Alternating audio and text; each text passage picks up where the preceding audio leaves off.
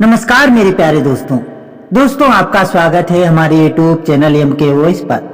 दोस्तों आज हम राजा मोरद ध्वज की कहानी लेकर आपके सामने उपस्थित हुए हैं।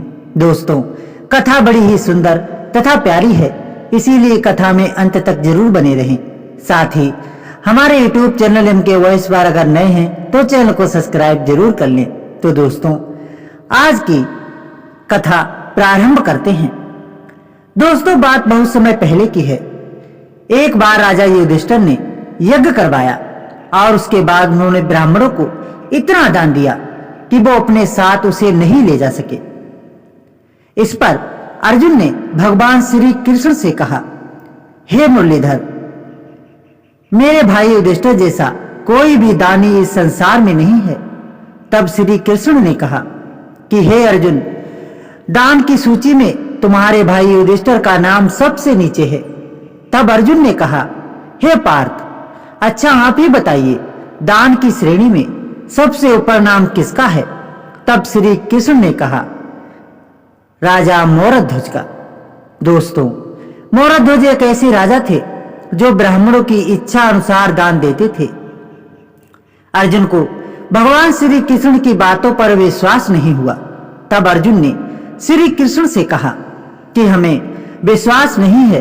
तब भी कृष्ण ने अर्जुन से कहा कि परीक्षा लेकर देख लेते हैं। इस बार अर्जुन मान गए। तब श्री कृष्ण ने यमराज को बुलवाया और यमराज को एक बूढ़ा शेर बना दिया और अर्जुन तथा भगवान श्री कृष्ण दोनों ने ब्राह्मण का रूप धारण कर लिया। अब तीनों राजा मोरद ध्वज के महल में पहुंच गए और बोले, भिक्षाम देहि।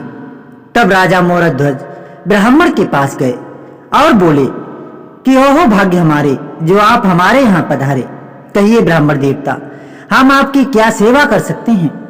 तब ब्राह्मण रूपी श्री कृष्ण ने मोरद ध्वज से कहा कि हे राजन, हमारा शेर बहुत बूढ़ा हो चुका है, इसके दांत भी नहीं हैं, इसलिए सबसे पहले आप हमारे शेर को मांस खिलाइए। तब राजा मोरद ध्वज ने कहा कि ठीक है ब्राह्मण देवता, मैं आपके इस शेर को अपने शरीर का मांस काट कर दूंगा, जो कि मुलायम है और ये खा भी लेगा। तब ब्राह्मण रूपी श्री कृष्ण ने कहा कि नहीं मोरद ध्वज, आप बूढ़े हो चुके हैं, इसलिए आपका मांस काफी सख्त हो गया है, जो कि हमारे शेर के लिए सही नहीं है। आपके यहाँ एक 5 वर्ष का बालक है, आपको उसके सारे सिर को बीच से काटकर उसके मुलायम मांस को हमारे शेर के लिए खिलाना होगा। तब राजा मोरद ध्वज काफी आश्चर्यचकित हो गए और सोच विचार में पड़ गए। दोस्तों क्योंकि मोरद ध्वज की एक ही संतान थी जिसका नाम तम्रध्वज था, जो कि 5 वर्ष का बालक था। मोरद ध्वज के बुढ़ापे वही उसका एकमात्र सहारा था। मोरद ध्वज सोच ही रहे थे कि उनका बेटा तम्रध्वज आ गया और बोला, हे पिताजी, आप इतना क्यों सोच रहे हैं? आप अपने धर्म की परीक्षा के लिए खुशी खुशी हमारा बलिदान कर दो, मैं आपके कुछ काम आ सकूं, ये तो मेरा सौभाग्य होगा। तब राजा मोरद ध्वज ने अपनी रानी के पास गए और सारी कहानी कह सुनाई और बोले कि क्या इस काम में तुम मेरा साथ दोगी? रानी बोली, हे महाराज, धर्म की रक्षा के लिए मैं ऐसे अनेकों बालकों को कुर्बान कर सकती हूँ, अतः आप धर्म का पालन करें। तब राजा मोरद ध्वज ने एक आरा मंगवाया और एक तरफ मोरद ध्वज तथा दूसरी तरफ रानी और बीच में तम्रध्वज बैठा गया। तब राजा मोरद ध्वज आरा चलाने ही वाले थे, तभी तम्रध्वज ने अपने माता पिता को रोक दिया और कान में डालने के लिए रुई लेकर आया और बोलने लगा कि इस रुई को अपने अपने कान में डाल लो। ऐसा इसलिए कि जब आप लोग हमें बीच से काटोगे तो दर्द के मारे मेरी चीख निकल जाएगी। उस चीख को सुनकर यदि आप लोगों ने आरा रोक दिया तो आपका धर्म नष्ट हो जाएगा, इसलिए मैं कितना भी चीखूं, कितना भी चिल्लाऊं, आपको आरा नहीं रोकना है। फिर राजा और रानी दोनों ने अपने अपने कान में रुई डाल दी और आरे से तम्रध्वज को बीच से फाड़ दिया। खून की फुहार निकलने लगी। यह देखकर तम्रध्वज की मां की आंखों में आंसू आ गए तब ब्राह्मण ने कहा, हे रानी, आंख से आंसू नहीं गिरना चाहिए, वरना हमारा शेर मांस को नहीं खाएगा। तब शेर ने बच्चे का एक हिस्सा खा लिया तथा दूसरे हिस्से को बाहर फेंकवा दिया गया। अब ब्राह्मणों ने कहा कि हे राजा, अब हमें भोजन करवाओ। तब राजा मोरध्वज ने ब्राह्मण को भोजन करवाने लगे।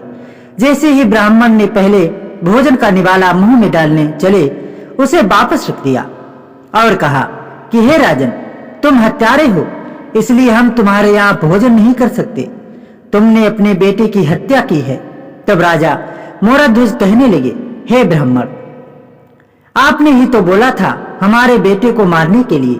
तब ब्राह्मण रूपी श्री कृष्ण ने कहा, अब चाहे जो भी हो, आप हत्यारे हैं, इसलिए हम आपके यहाँ भोजन नहीं कर सकते। इतना कहकर दोनों ब्राह्मण और वह शेर राज दरबार से बाहर चले गए। तब राजा मोरध्वज रोने लगे और कहने लगे कि बेटा, तूने मरकर हमारे धर्म की रक्षा की है, अब जीवित होकर तुम्हें धर्म की रक्षा करनी है। यदि हमारे दरबार से ब्राह्मण भूखा ही चला जाए तो मेरे इतना दान पुण्य करने का क्या मतलब। बेटा, अब तुम्हारे ही हाथ में हमारे धर्म की रक्षा है, इसलिए तुम्हें आना ही होगा। अंदर से ताम्रध्वज की आवाज आती है कि पिताजी, मुझे आपके धर्म की रक्षा के लिए वापस आना ही पड़ा। इतने में जब मोरध्वज पीछे मुड़कर देखते हैं तो वहां शेर और ब्राह्मण कोई भी नहीं था। वहां पर तो भगवान श्री कृष्ण अपने चतुर्भुज रूप में हाथ में शंख धारण करे, गधा पुष्प धारण किए हुए खड़े थे। श्री कृष्ण और अर्जुन की आंखों से आंसू गिर रहे थे। श्री कृष्ण ने राजा मोरध्वज से कहा कि हे राजा, तू सबसे बड़ा दानी है। तेरे जैसा दानी ना तो पहले कभी पैदा हुआ था और ना ही भविष्य में कभी पैदा होगा। दोस्तों, आज की ये सुंदर सी कहानी आपको कैसी लगी? ये कहानी जितना ही करुणादायक है उतनी ही प्रेरणादायक भी। दोस्तों, इस कहानी से अगर आपको कुछ भी सीखने को मिला हो और इस कहानी की एक भी पंक्ति आपको पसंद आई हो तो वीडियो को लाइक करना ना भूलें। साथ ही हमारे चैनल को सब्सक्राइब जरूर करें। तो मिलते हैं अगले वीडियो में। तब तक के लिए अपना और अपने संपूर्ण परिवार का ख्याल रखिएगा। धन्यवाद। राधे राधे।